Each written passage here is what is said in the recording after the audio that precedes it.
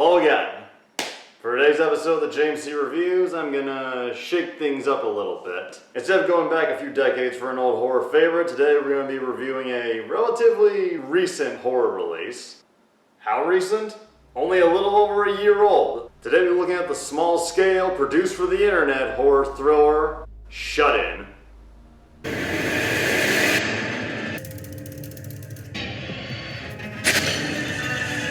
Very pretty. Don't you touch my kids!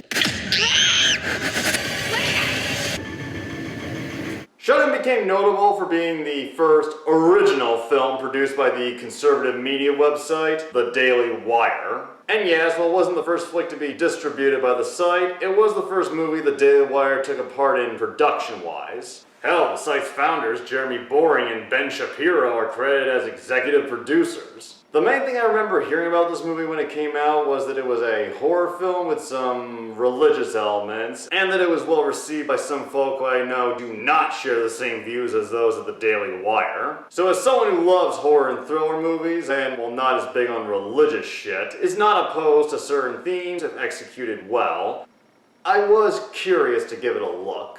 Shut In producers Dallas Sonier and Amanda Prismic acquired the script years ago from first-time screenwriter Melanie Toast. After attempts to get the film made by New Line Cinema, with possibly Jason Bateman in the director's chair, the movie eventually found its way to the Daily Wire after years of production hell. The job of director was given to DJ Caruso, a filmmaker with a reasonably successful career. To be perfectly honest, I'm not that familiar with his filmography, but his name is one I recognize due to him directing several episodes of The Shield, one of my all-time favorite shows.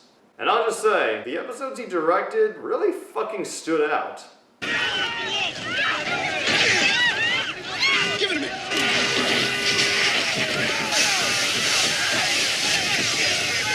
This was your solution? Turn the goddamn fire hose on my kid? What was I supposed to do? Open fire? Never stopped you all before.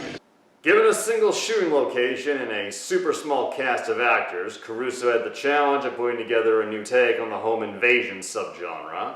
Did he succeed? Let's find out.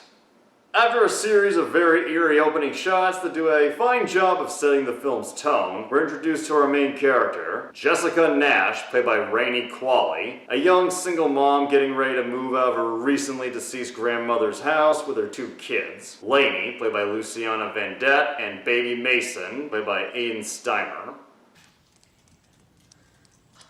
Still leaking. Couldn't have picked a better time. Fuck. That's a bad word. Nana says it's the baddest word. I guess Nana never told her about cunt. While on the phone regarding their move, it's revealed that Jessica is a recovering addict, recently out of rehab. And sadly, it looks like that's going to make it very difficult to start over. While trying to load the car and keep things stable with the kids, one of the many chores she finds herself struggling with is emptying her grandma's old pantry, particularly with its old broken door. She tries to keep it open with a brick, but gravity proves to be the ultimate bitch. Oh, fucking hell.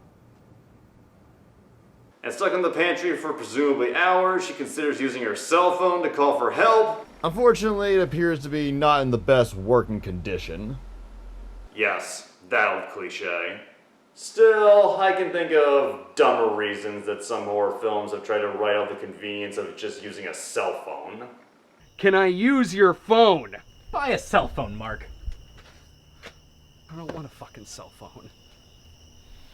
Then all of a sudden, Jessica's ex-husband arrives at the house. He gets her out, but it's soon clear the situation has actually gotten worse. Her ex, Rob, played by Jake Horowitz, is also an addict. Unlike her, he's still using, and to Jessica's horror, he's brought with him a fellow junkie buddy, Sammy, played by the well-praised but notorious actor Vincent Gallo. This was probably the biggest snag for the cast, as this was Vincent Gallo's first acting role in a film in 9 years. It's quickly revealed that Sammy is a convicted pedophile, putting Jessica on an even bigger edge to keep her children safe. Mixed with Sammy's manipulation and his own resentment for Jessica getting clean and leaving him, Rob relocks her back in the pantry. Oh my my god! He tosses her some meth, calling her weak and saying it won't be long before she needs him or starts using again. Jessica calls through the walls to Lainey to lock herself and her brother in the upper bedroom. For the time being, Rob and Sammy leave. And this is the majority of the rest of the film. Most of what we see for the next 40 to 50 minutes is just Rainey Qualley trapped in this one very small room. And you know what? It actually works. You can tell this is where DJ Caruso's experience in television comes in handy. It takes a director used to working with limited resources to make this type of scenario flow. Stuck with no way out, Jessica communicates with Lainey through the door, doing everything possible to make sure she and the baby are well. She shows amazing patience in working with this kid, but understandably loses it at one moment. I need a tool so I can chip away at the wood. Mommy can't break through a wall with a green crayon, Lane. You know that! This leads, in my opinion, to the most powerful scene. I'm sorry, Lainey. You're doing the best job. I'm a bad mom. I left you alone for so long when I was sick. I messed up real bad. But I'm trying. Just promise me that you're not gonna grow up and hate me like I hated my mom. God damn, this hits hard. There's also a heart-stopping moment regarding the well-being of the baby. Lainey! I dropped the baby. Oh, God. He was trying to crawl down the stairs. During this portion of the film, Jessica constantly looks to her grandmother's old crucifix on the wall, almost like she's hoping it'll give her some magic answers. Does it? Well, just watch and decide for yourself. Also in the mix is Jessica fighting the urge to give up and just do the meth.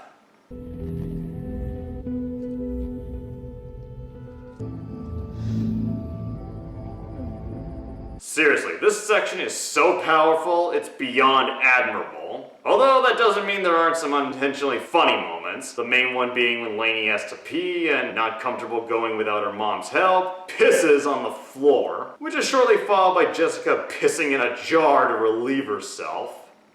Okay, I know what they're going for, but I'm sorry. It's just really hard for me to take scenes with urine seriously.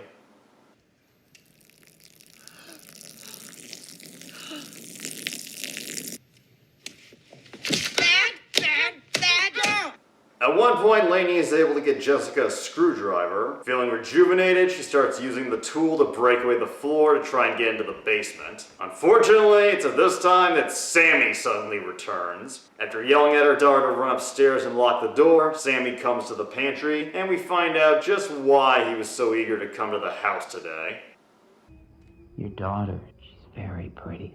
Rob owes me money, and I'm here to collect payment. Jesus Christ! Thinking fast to keep her children safe, Jessica plays on Sammy's drug addiction, offering him the meth Rob gave her. Send it under the door.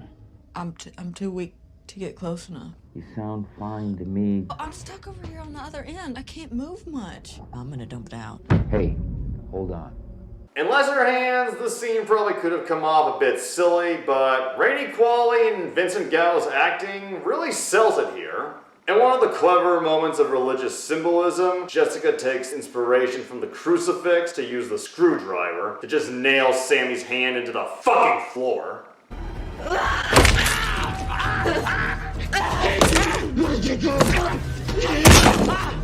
The build-up in this scene is outstanding.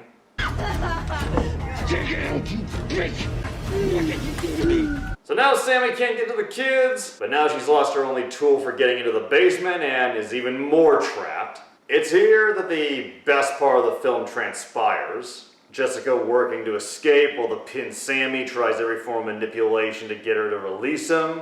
There's a storm coming in. I saw it on the news. It's gonna be freezing. I get cold easy. I hope you freeze to death. When that doesn't work, he just straight up torments her over her struggle to stay sober and rebuild her life. I can smell the weakness from here. The stink of weakness. And because little kids can't stay put for 5 minutes, let alone 5 hours, Lainey comes down to check on her mom, giving Sammy the opportunity to grab her. I got her! Take it out! Don't hurt her! Take it out now! Thinking fast, Jessica takes an old bottle of liquor from the pantry, douses Sammy's pinned hand in it, and just sets it a fucking flame. Get away from him! Damn! This is Tarantino levels of carnage. Lainey gets away, but the night passes. Seeing no escape or any way to continue protecting her kids, Jessica almost says fuck it and does the meth. But she suddenly feels drawn to her grandma's old Bible, which has been sitting around the whole movie. She reads a few passages with words that somewhat connect to her situation, but the main thing that stands out is that the Bible is stuffed with $100 bills. I guess Nana had more trust in God than in the bank. Frustrated, she knocks the cross down. What good is this to me now? When she picks it back up, water starts dripping on it. Looking up, it suddenly hits her. She can go up through the rotted old ceiling. Divine intervention or coincidence? I'm gonna say coincidence, but this lady can see it however she wants after the shit she's been through. Taking the risk of Sammy waking up, she rips the screwdriver out of his hand, uses it to dig her way through the ceiling, and in a moment reminiscent of Ace Ventura, crawls through the leaky bathroom floor.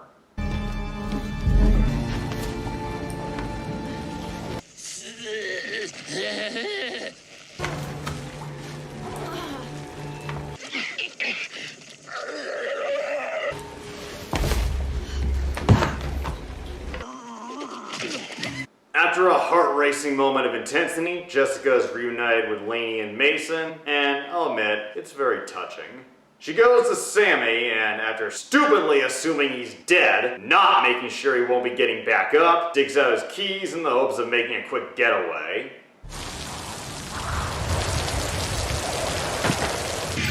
Well, this plan didn't work. With her own keys missing, she has to break into the car to get the food, cause, yeah, at this point, everybody is fucking starving. They go back inside due to heavy rain, and I will say, the justifications for some of these less than genius decisions are pretty good. Although that doesn't mean there aren't some that are just plain retarded. Can I have animal crackers now? Let me go get him. If that was me, I would be like, brat, fuck your animal crackers. Crack, crack, crack, crack, crack. And when you know it, Buffalo 66 ain't dead. Lady? Stop crying! Stop crying! Mommy's here! You want mommy? Just give me the baby. I'm gonna gut your baby! Stop! And just when you fear the worst is gonna happen to these kids, Rob suddenly returns, making probably the only good decision in his worthless life. What are you, some kind of pedophile? You owe me money! You owe me money! But if you think this is supposed to be a redemption-themed ending, think again, bitch. What's this about your Nana's money? I need to get the kids to the doctor. Well, they look fine to me. We need to eat. Yeah. Holy shit. He's still a cocksucking junkie scumbag who just won't stop till Jessica is under his control again. But just like Sammy, Jessica knows how to play off his addiction. She says she'll shoot up with him, but only after they've had some food. She makes him a sandwich using her grandma's old apple butter from the pantry, only to reveal it's been laced with the same meth he tried to slip her earlier. You're ODing. Going back to what was said before, Jessica shows Rob which one of them was truly the weak one. I'll break you, Jessica.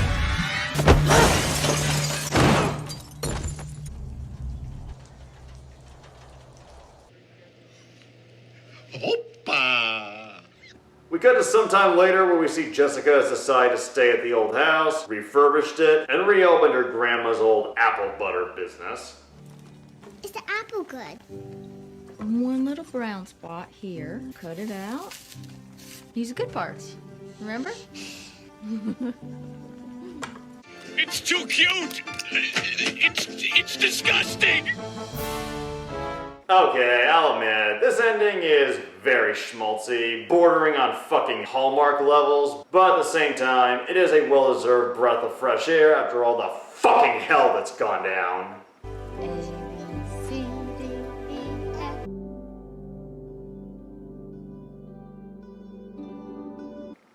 So that was Shut In, and I gotta say, this was a very impressive surprise. While it's debatable if it qualifies as an indie horror film, I definitely would put it in the small horror category. And I've seen a ton of small horror films that are just plain awful, made by folk who don't have a clear vision and don't know how to utilize what they have to work with. These filmmakers knew exactly how to use what they could afford, not go overboard, and not leave the audience feeling underwhelmed. DJ Caruso's direction was excellent. Melanie Tose's script is pretty good for a first-timer. Sure, there are a few flaws and some unintentionally ridiculous moments, but overall, it was a well-knit story with a ton of tiny moments that were tied together pretty exceptionally by the end. The behind-the-camera people that I feel deserve the biggest shout-outs are cinematographer Akis Konstantakopoulos. I hope I pronounced that right. If this is what this motherfucker can achieve on a low budget, I can't even imagine the raw emotion he could evoke working in the $50 to $100 million leagues. And of course, the music scoring, whose credit goes to this group, the Mondo Boys, who I'm not familiar with, but I will say they did a great job doing a score that evokes both claustrophobia and desperation. I've seen some folk question if this counts as a horror film, feeling that it's more of a thriller, and to that I say, personally I feel it counts as a bit of both, and to a certain extent, all thrillers can on some level be categorized as horror films. I mean, it's about a mother trying to stop a pedophile from raping her children. If that ain't horrifying, I don't know what is. As for the religious element, yes, it's there, but they don't beat you over the head with it. It worked in a way that felt subtle and natural. If you go into this thinking it's going to be like something that, say, Kirk Cameron would make, not even fucking close. And a good note I think to go out on is the cast.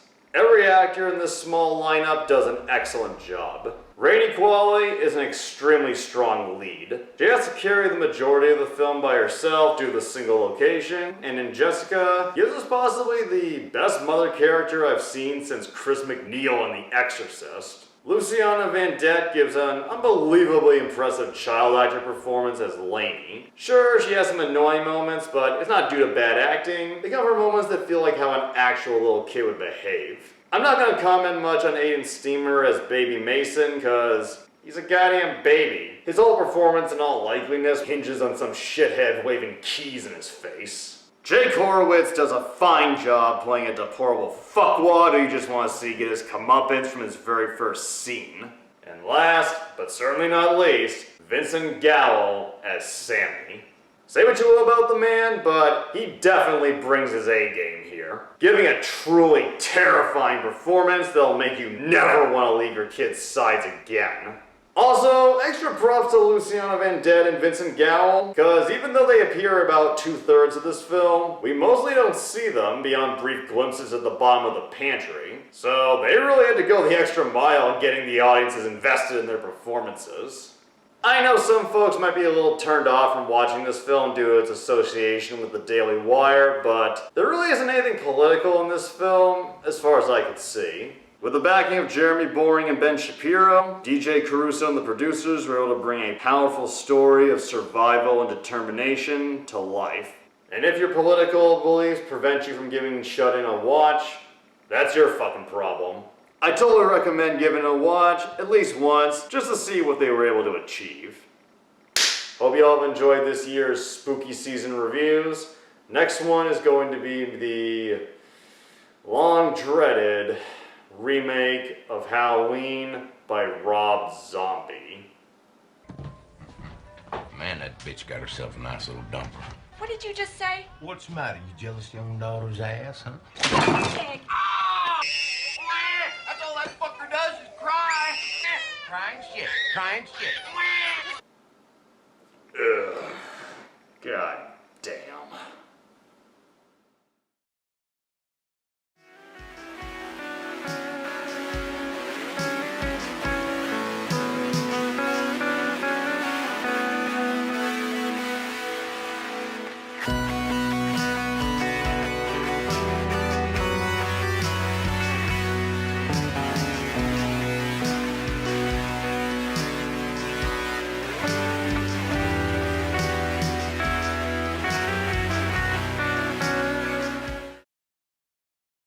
Nana said he's bad. No, baby. Daddy's not bad, okay?